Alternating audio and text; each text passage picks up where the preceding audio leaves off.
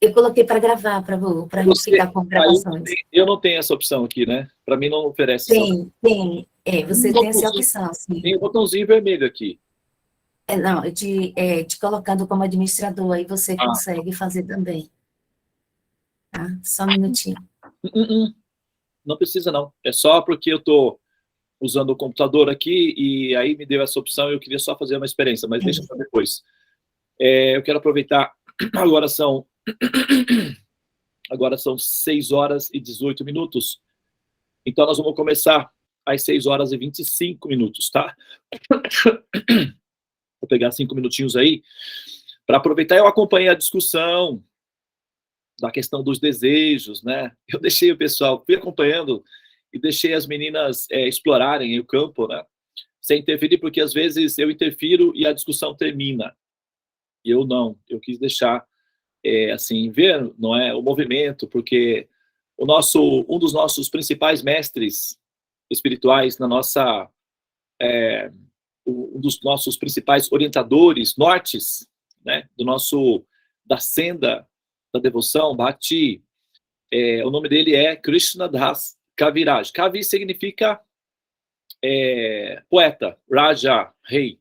Tem Maharaja, ou Maharaja, né, como o pessoal chama aqui no Brasil. Significa rei, ou grande personalidade. Então, Kaviraja significa o rei dos poetas, ou aquele que entende a sinuosidade das contradições das palavras, quando ditas a partir do campo da devoção ao Supremo. Kaviraja. Então, certa vez ele comentou que temas polêmicos não devem ser evitados de forma alguma. Por quê? Porque eles nos incentivam ou nos seduzem a pensar em Krishna constantemente. Então, os temas polêmicos, eles são super saudáveis porque nos levam a pensar no absoluto com frequência. E a mente, ela deve ser ocupada. A mente, ela deve ser seduzida para os assuntos transcendentais. Porque a nossa mente, gente, olha, nós devemos levar... Porque a gente esquece. Ainda bem que a gente esquece, porque senão pararia tudo, né? Mas de vez em quando é bom lembrar. Nós já vivemos centenas e centenas de personagens anteriores, tá? Esse personagem atual, ele é didático. E ele tem uma função média de 70 a 100 anos, porque é um personagem rudimentar, baseado numa composição de carbono, proveniente de uma matemática média. Não é uma matemática muito refinada, não é uma matemática muito elegante. Os corpos formados a partir dessa fórmula matemática que produz corpos humanos não é tão elegante quanto as fórmulas devas, que são baseados numa produção de éter. Então, os corpos não têm fios, são permanentes, né, são mais resistentes, não possuem sofrimentos, é muito melhor. E os corpos humanos, eles têm uma média de 70 a 100 anos, então eles passam rápido. Nós temos esse personagem atual, mas ele é funcional, tá, gente? Não vamos esquecer que ele é didático, viu? Já houveram centenas e milhares de outros personagens anteriores a esse. E a cada vez que nós assumimos um personagem, nós também assumimos a característica desse personagem, e a mente se adapta aos personagens constantemente. Então, nós temos a nossa mente presa aos personagens. A quantidade de tempo que nós estamos aprisionadas nesse ciclo de samsara, nascendo e morrendo, passando por essa experiência chocante, traumatizante de se separar daqueles que nós amamos, há muito tempo. Há tanto tempo que os sábios e as escrituras sagradas orientam a contagem a partir de um adjetivo e não a partir de uma criptografia matemática.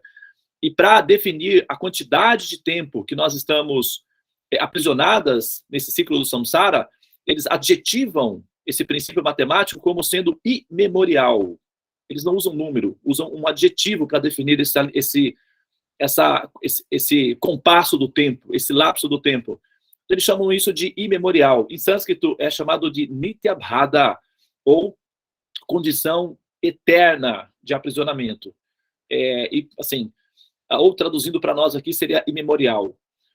Então, a nossa mente, ela está acostumada, desde tempos imemoriais, a desejar o que é temporário, o que é transitório, o que é decepcionante, aquilo que se dissolve com o tempo, tá? Nossa mente, ela está, perdão, a nossa mente está ancorada nesse princípio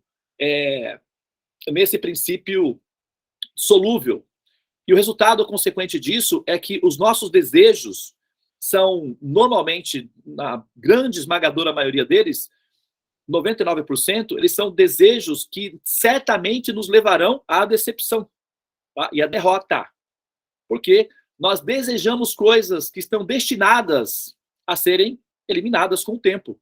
Então, assim, por uma questão de ordem da inteligência racional, da observação de longo prazo, desejar coisas que se desaparecerão no devido curso do tempo e, ao mesmo tempo, manter a elas um apego contínuo, lógico que vai dar um problema.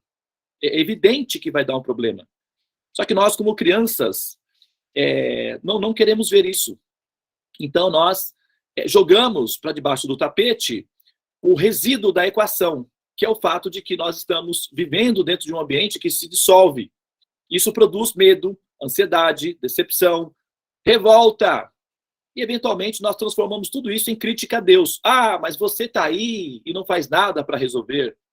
Quer dizer, então, nossos desejos eles são baseados num tipo de relação que produz decepção. Os desejos, a natureza de desejar é intrínseco à alma. A alma sempre deseja. A alma livre dos desejos inferiores deseja coisas superiores. Então, nós só precisamos aprender a desejar um princípio eterno. Nós só precisamos aprender a desejar aquilo que permanece e não aquilo que se dissolve. Portanto,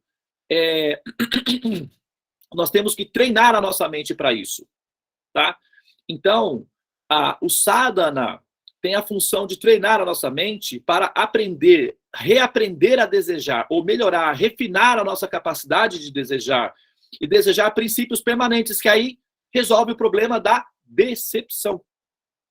Então, assim, nós, né, pais e mães, por exemplo, mães que já são apegadíssimas à eternidade aos seus filhos.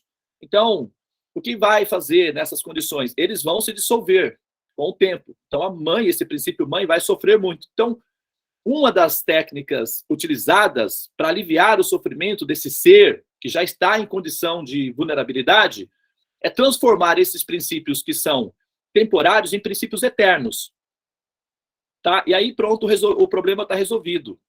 Então, assim, na medida em que nós observamos sadhana e aplicamos sukriti, ou piedade espiritual, nós podemos transformar aquilo que é temporário em princípios eternos. Por exemplo, se você se libera e você transcende no absoluto, e ao mesmo tempo você tem condições suficientes, ou se você se esforça o suficientemente para pagar o resgate daqueles que você ama eternamente, então você transcende com o seu grupo. E você transforma algo que é temporário em algo eterno. Isso acalma o seu coração, simplesmente por saber que essa possibilidade é possível. E aí você já não precisa pensar que você terá que se separar daqueles que você ama.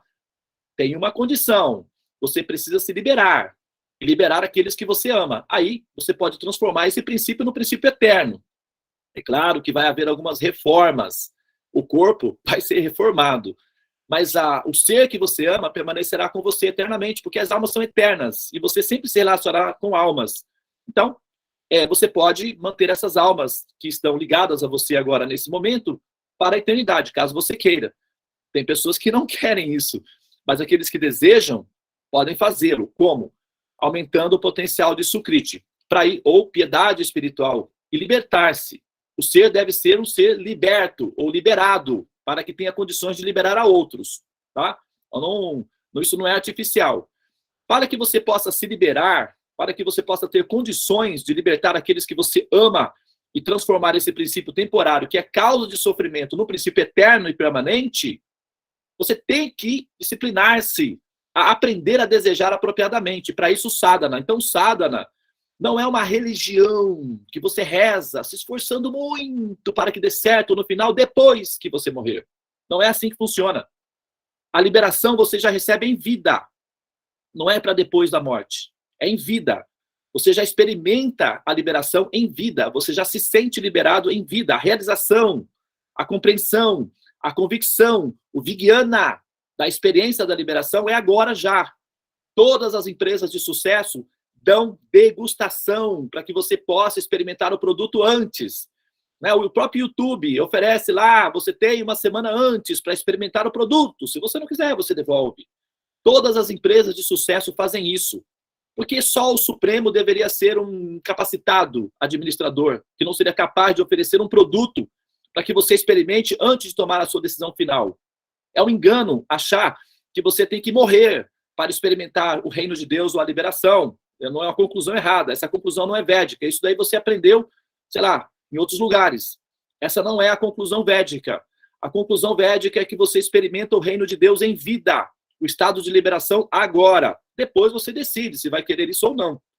E se você decidir por querer, você pode, inclusive, incluir outras pessoas no seu pacote familiar. Então, você tem que saber bem quem você quer que esteja nesse pacote e pagar o resgate para que eles possam entrar no campo da liberação.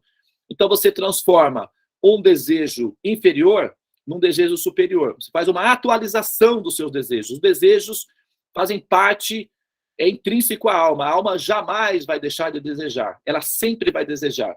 O princípio é que a gente tem que treinar a nossa mente para aprender a desejar adequadamente. Tá? E o sadhana tem essa função.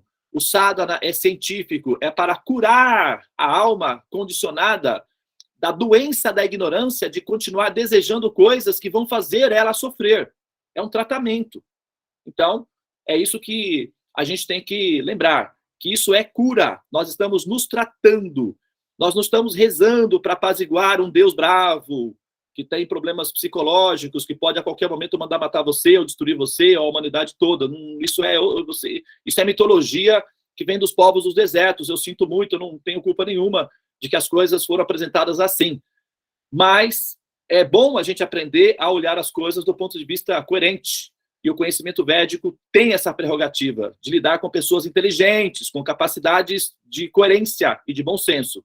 Então, vamos mirar a nossa mente na direção do Senhor Supremo, do Absoluto, e com isso vamos despertar para a eternidade e despertarmos também aqueles que nós amamos para esse princípio eterno. E pronto, os desejos estarão na sua ordem correta. Ok? Muito bem, então, vamos dar início ao nosso Samadhi. A Tulasi Maharani já recebeu as pessoas hoje, já